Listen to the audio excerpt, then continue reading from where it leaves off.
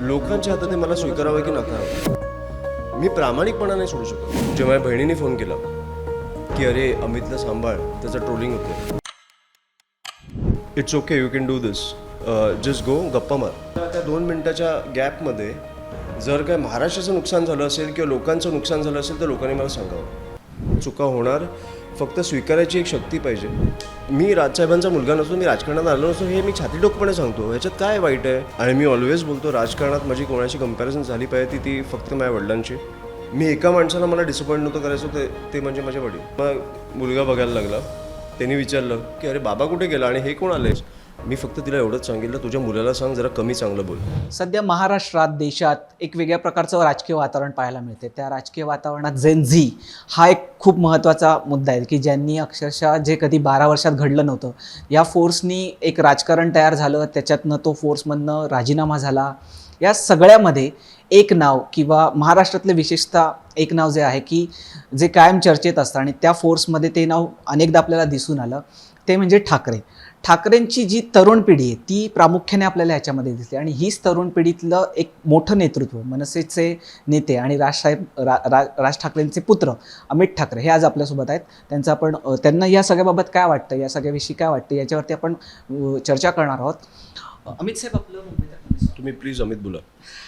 Genuinely बोलायचं नाही, sorry. नाही असं की आज म्हणजे हा मुळात प्रश्न याच्यासाठीच आहे की जेनझीचं जे आंदोलन मुंबईत झालं विशेषतः, त्याला एक वेगळ्या प्रकारचा फोर्स दिसला आणि ते तुमच्या अक्षरशः अंगणात झालं. तर यामागे तुम्हाला किती वाटतं की हा जो राजीनामा झाला याच्यामध्ये तुमचं श्रेय किंवा तुम्ही याकडे कसं पाहताय? शून्य श्रेय. हे खूप ऑर्गॅनिक झालं. मग मी तुम्हाला हे इकडे चालू कसं झालं मी तुम्हाला सांगतो. पण माझा जो प्रवास होता दिल्लीला जाऊन मी जे बघितलं की सोनम वांगचुक यांना 20-21 दिवसानंतरच्या उपोषणानंतर ॲक्च्युली गुंडाळून घेऊन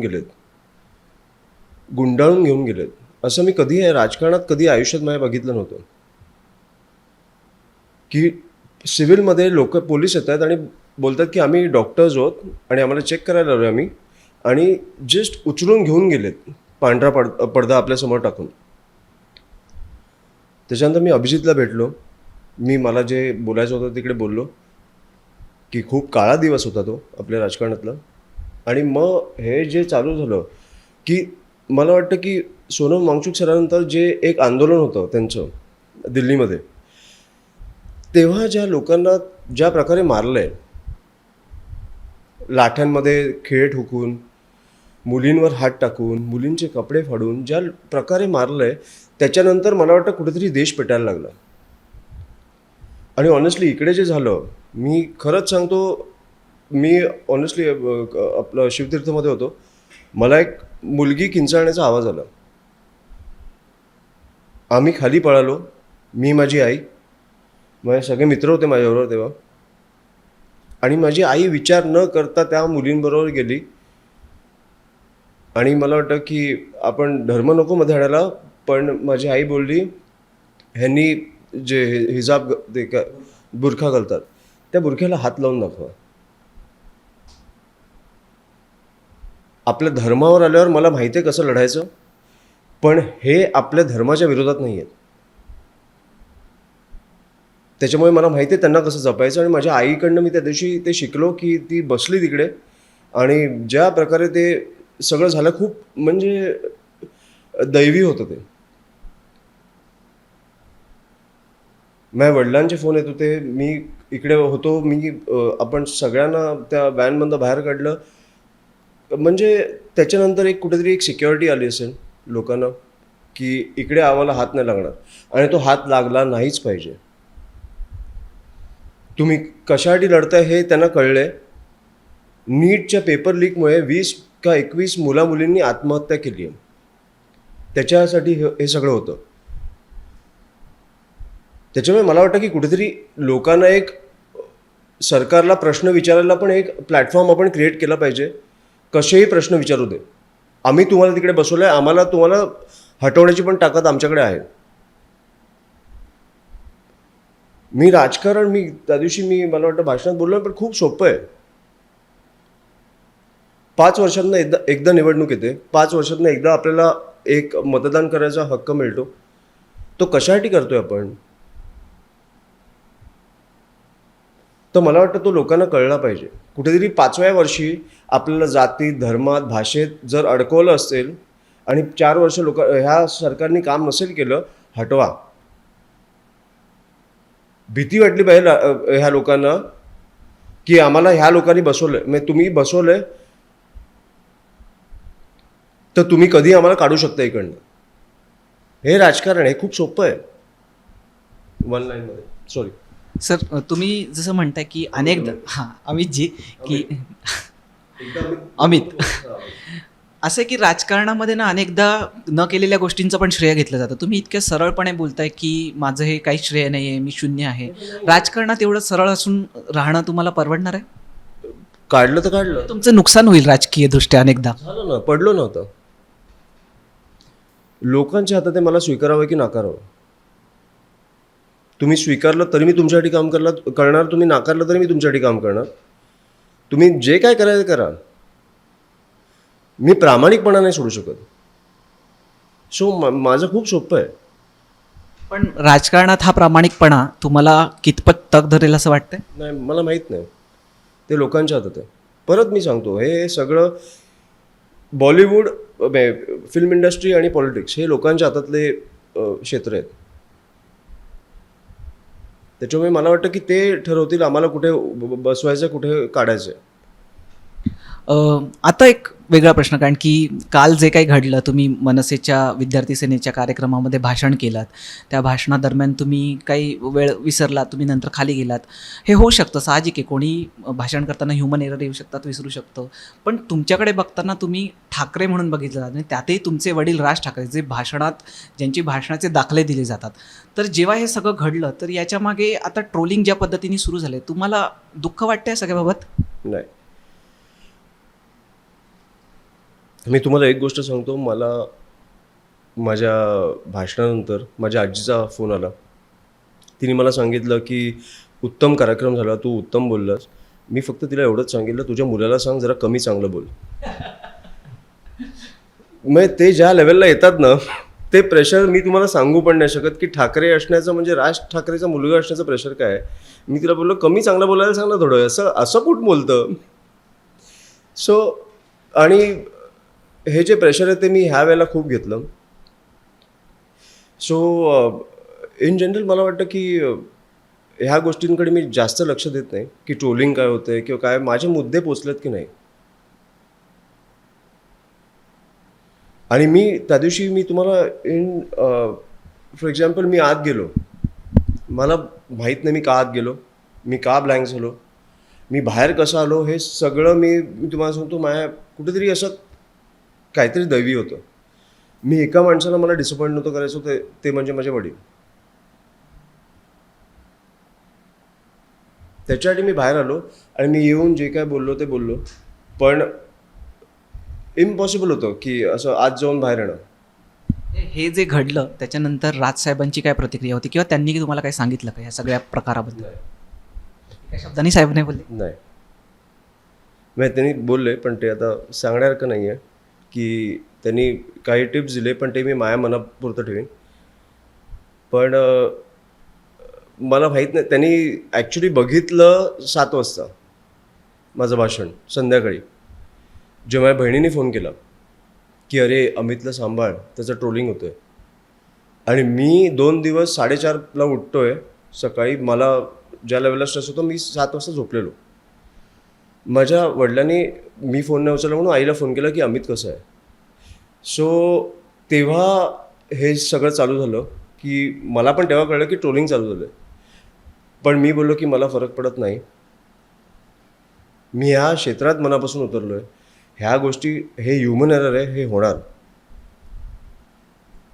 त्याच्यामुळे मी असा विचार नाही करत की ठाकरेंचा मुलगा वगैरे, मी विचार करतो पण हे होणार.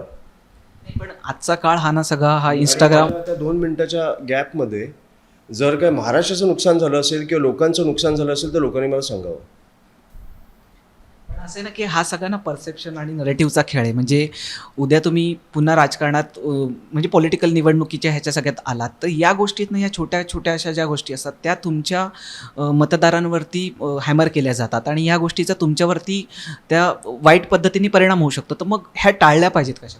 नाही, मी माणूस आहे, माणसाकडनं चुका होणार. मला वाटतं आता कुठेतरी सरकारने पण शिकलं पाहिजे की ते पण माणसं आहेत, चुका होणार, फक्त स्वीकारायची एक शक्ती पाहिजे. ती मला वाटतं माझ्यात आहे. मला वाटतं की की की आता फॉर एक्झाम्पल मी या राज्यात जन्मलो आहे, मी ज्या लेवलला जन्मलो आहे त्याच्यापेक्षा उत्तम राज्य मला सोडून जायचं आहे. हे माझं ध्येय आहे. सो हे ध्येय असलं पाहिजे की म्हणजे हे कळलं पाहिजे लोकांना की आपण राजकारणात कशासाठी आलो आहे. मला माझ्या मुलामुलींसाठी, तरुणांसाठी उत्तम राज्य सोडून जायचं आहे. याच्यात काय वाईट नाही. आणि मी परत बोललो, राजकारण खूप सोपं आहे. आपण खूप कॉम्प्लिकेट करतो त्याला. धर्म, जात, भाषा हे आणून. धर्म, जात, भाषा सांभाळायला आम्ही सगळे आहोत. तुम्ही घाबरू नका. तुम्ही कामांवर फोकस करा. तुम्ही एक वाक्य कायम बोलत असतात. कालच्या भाषणात पण तुम्ही बोललात. मला हा प्रश्न राहून राहून विचारायचा होता तुम्हाला. खूप दिवसापासून हा माझा प्रश्न मनात होता. तुम्ही इतकं सरळपणे म्हणतात की मी राजसाहेबांचा मुलगा नसतो तर मी राजकारणात आलोच नसतो.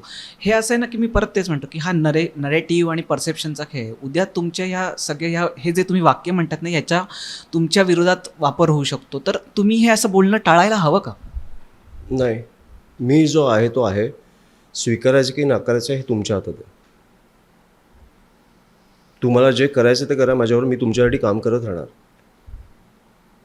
ह्याच्यासाठी मी राजसाहेबांचा मुलगा नसतो, मी राजकारणात आलो नसतो, हे मी छातीठोकपणे सांगतो. ह्याच्यात काय वाईट आहे? मला माहिती आहे माणूस प्रामाणिक आहे. मला माहिती आहे लहानपणापासून मी बघत आलो आहे त्याला. काय लेवलला महाराष्ट्रासाठी झटला आहे, मला माहिती आहे तो माणूस काय आहे. आणि असा प्लॅटफॉर्म माझ्याकडे नसता, असा प्लॅटफॉर्म कोणी दुसऱ्याने दिला असता मी नसतो आलो राजकारण करायला. मला माहिती आहे की एक उत्तम प्लॅटफॉर्म मिळाला आहे जिकडे आपण महाराष्ट्राचं भलं करू शकतो. तर मला वाटतं की मी आलो पाहिजे. सो खूप सिम्पल आहे. म्हणून मी राजकारणात आलो. मी राजसाहेबांचा मुलगा नसतो तर नसतो आलो. हे मी छातीठोकपणे सांगतो.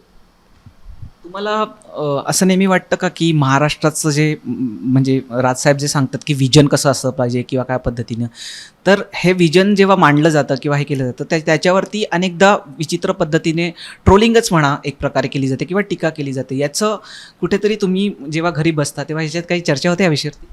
आमची राजकारणावर चर्चा घरी नाही होत. आम्ही नॉर्मली आई वडील बाबा मुलगा कसा असतो तसं आम्ही असतो. राजकारणावर जास्त चर्चा नाही होत. कालच्या ह्याच्याबद्दल आई किंवा बायकोनी काय सांगितलं का? कालच्या त्या घटनेबद्दल? बायकोनी मी गेल्यानंतर पार्ट 1 झाल्यानंतर तिने फोन ठेवून दिला. ती लाईव्ह बघत होती. तिने फोन ठेवून दिला. नंतर मग मुलगा बघायला लागला. त्यांनी विचारलं की अरे बाबा कुठे गेला आणि हे कोण आले. सो मी तुम्हाला बोललो ना, हे मलाच कळलं नाही काय झालं. पण ठीक आहे, झालं, ह्युमन एरर आहे. ह्याच्यात काही म्हणजे खूप मोठं चूक झाली किंवा काय घडलं? मेसेज केला आहे थिंक जा काय केलं आहे,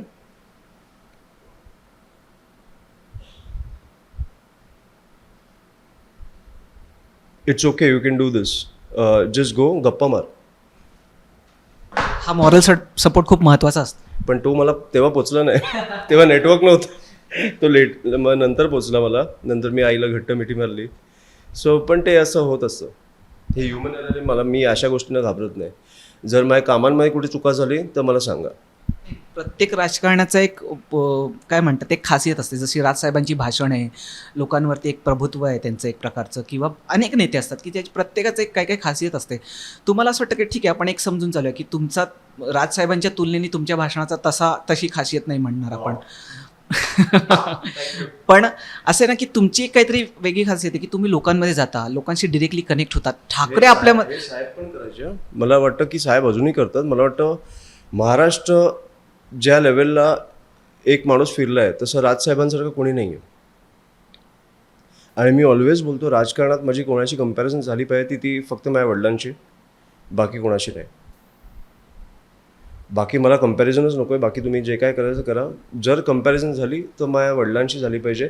आणि त्यांच्या 10% जरी पोचू शकलो तरी माझ्यासाठी खूप मोठी गोष्ट आहे. तेच प्रेशर आहे. आणि मी तेच विचारलं की ही जी खासियत आहे प्रत्येकाची वेगवेगळी असते. तुमची ती खासियत आहे की आम्ही महापालिकेच्या निवडणुकांमध्ये पण बघितलं की तुम्ही जिथे जात होता तिथे लोकांना एक प्रकारे चांगला तुम्हाला रिस्पॉन्स मिळत होता आणि तिथे रिझल्ट पण तशा पद्धतीने पाहायला मिळाला. तर हाच तुमचा राजकारणाचा पुढील अशा पद्धतीचा प्रवास असणार आहे? माझा प्रवास हा फक्त लोकांना खुश करणं आहे. जी एक महाराष्ट्राने एक स्माईल घालवली आहे ती परत आणणं माझा प्रवास आहे. महाराष्ट्राने का स्माईल घालवली आहे? कारण तुम्ही बघा ना बाहेर काय चालू आहे. एक आपण लहानपणापासून मी 92पासून मला आठवत नाही पण 2000पासून मी बघत आलो की एक आनंद होता, एक सॅटिस्फॅक्शन होतं ह्या राज्यात राहण्याचं, ह्या मुंबईमध्ये राहण्याचं, शहरांमध्ये राहण्याचं. ते कुठेतरी गेलेलं मला वाटतं. आणि का वाटतं हे आपल्याला कळलं पाहिजे. रस्त्यांवरचे खड्डे बघा, लोकांचं म्हणजे सॅटिस्फॅक्शन बघा, लाईफ सॅटिस्फॅक्शन बघा. रस्त्यांवरचे खड्डे असतील किंवा लोक पॉटहोलमध्ये अजूनही जाऊन मरत आहेत, झाडं पडून मरत आहेत. कुठच्या लेवलला आपण गेलो आणि मंत्री हसतायत, आपले आमदार हसतायत. लोकांना कळतच नाही की आम्ही आता कशासाठी जगायचं आहे. मला वाटतं हे उत्तम राज्य आहे, हे उत्तम शहर आहेत. आपण खूप भाग्यवान आहोत, आपण इकडे जन्मलो आहे. पण हे अजून उत्तम करून सोडलं पाहिजे. तुम्ही ज्या पद्धतीने महाराष्ट्राकडे बघताय, हे जे तुमचं विजन आहे, त्याच्यावरती अनेकदा टीका होते की तुम्ही फक्त शहरी भागाचाच विचार करता, ग्रामीण भागाकडे तुमचं दुर्लक्ष होतं. तर याबद्दल काय वाटतं? मी माझे दौरे करतो, मी सगळे प्रश्न घेतो. मला वाटतं माझ्यापेक्षा जास्त सरकारने आता ऐकलं पाहिजे की ग्रामीण भागामध्ये किंवा शहरामध्ये काय चालू आहे. मी माझं काम करत राहणार आहे. ज्यांना तुम्ही निवडून दिलं ना त्यांचा पण एकदा विचार करा की ते काय करतायत आणि त्यांनी तुमचं काम केलं पाहिजे. आज दिवसाला ऑन अन ॲव्हरेज, मी त्या दिवशी बोललो, 7 आपले शेतकरी आत्महत्या करतायत. लाडकी बहिणीचा घोटाळा तुम्हाला कळला, राम मंदिर तुम्हाला कळलं. राम मंदिरमध्ये 1400 कोटी चोरी झाले, त्याच्यावरती कोणी बोलत नाही. हा भाजपचा पायलट प्रोजेक्ट होता. आपण ह्याच्यावर एक निवडणूक जिंकलेत ते, त्याच्यातनं 1400 कोटी चोरी होतात. आणि मला वाटतं तिकडचा एक आमदार बोलतो की ज्या लोकांनी मनापासून दान नाही केलं त्यांचे मला वाटतं पैसे गेले, त्यांचे पैसे चोरी झाले. ह्याच्यावर आपण बोलायला नको. काय विचित्र लेवलला आपण देश नेऊन ठेवतोय. आणि म्हणून मी आभारी आहे. मी त्या दिवशी पण पाया पडलो, आपल्या सगळ्या जेनझी असतील, त्यांचे पालक असतील, सगळ्यांच्या पाया पडलो की तुम्ही आम्हाला लढायला शिकवलं. असं नाही तुम्ही एका केंद्रातनं मंत्र्याचा राजीनामा आणताय, सोपं नाही आहे. हे तुम्हाला कळलं पाहिजे. सो मला वाटतं खूप उत्तम झालं त्या दिवशी. आणि मला वाटतं की ही आग जी पेटली ही तशीच राहिली पाहिजे. ही आग पेटली म्हणजे काय देशाला आग नाही लावत आहेत, ते सरकारला प्रश्न विचारत आहेत. सरकार कुठेतरी बॅकफूटवर गेलं हे मला आवडतं. राजकारणात खरेपणा असला पाहिजे, सच्चेपणा असला पाहिजे, असं फक्त आपण बोलतो किंवा अपेक्षा असतात. पण एक नेता जो असा आहे की जो खरेपणाने बोलतोय, जो मनातल्या गोष्टी प्रामाणिकपणे सांगतोय, अशा राजकारण्यांच्याबद्दल, अशा या नेत्यांबद्दल आपण सजग राहिलं पाहिजे. त्यांच्या अनेक गोष्टी समजून घेतल्या पाहिजेत. अशा पद्धतीने राजकारण झालं पाहिजे. आणि त्यासाठी मला खऱ्या अर्थाने अमित साहेबांना थँक्यू म्हणायचं आहे की अमित तुमचे खूप खूप आभार की तुम्ही इतक्या खरेपणाने उत्तरं दिलीत, तुमच्या प्रामाणिकपणाने उत्तरं दिलीत की जे नाही आहे ते नाही म्हणालात, जे हो आहे ते हो म्हणालात. नक्की नक्की. आणि आम्ही तुम्हाला विचारतच राहू की ह्याच्याबद्दल की जर तुमचं चुकत असेल किंवा काही बोलत असेल तर आम्ही प्रश्न तुम्हाला विचारू, तुम्ही उत्तरं देत राहा. तोवर तुम्ही पाहत राहा मुंबई तक. आणि मुंबई तक चॅनलला सबस्क्राईब केलं नसेल तर सबस्क्राईब करा. थँक्यू.